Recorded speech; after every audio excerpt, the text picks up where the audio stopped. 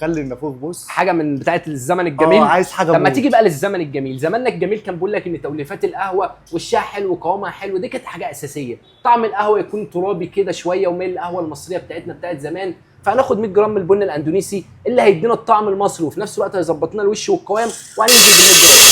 بتاعت زمان مش بس كانت وش والقوام، لا ده القهوه كانت كريمي جدا وريحتها حلوه وطعمها حلو. فتعال نظبط الكريمه الاول واقول لك هنظبط الريحه بايه. هناخد 100 جرام من البن البرازيلي اللي هيخلي لنا القهوه كريمي جدا وفي نفس الوقت نسبه المره فيه قليله جدا، وهننزل بيهم في قلب الخليط. بقى نظبط الريحه بتاع القهوه ب 50 جرام من البن الحبشي اللي هيخلوا ريحه القهوه تقلب لك البيت وهيرجعوك للزمن الجميل فعليا. وانزل ب 50 جرام. كانوا بيحوجوا القهوه بحبهان بيزودوا شويه في جوز الطيب، فكانوا بيحطوا 2 من جوز الطيب. دلوقتي بنحط عودين من القرنفل في الربع كيلو، بس هم كانوا بيحطوا قرنفل كتير جدا لان مفيد جدا للجسم. بصراحه انا مش قادر اتنفس لان انا حاسس ان الخلطه دي بس مش ناقصها غير عودين من الجينسينج يدوك طاقه وباور كده ويدغدغوا لك الدنيا في الظروف الطين اللي احنا فيها دي.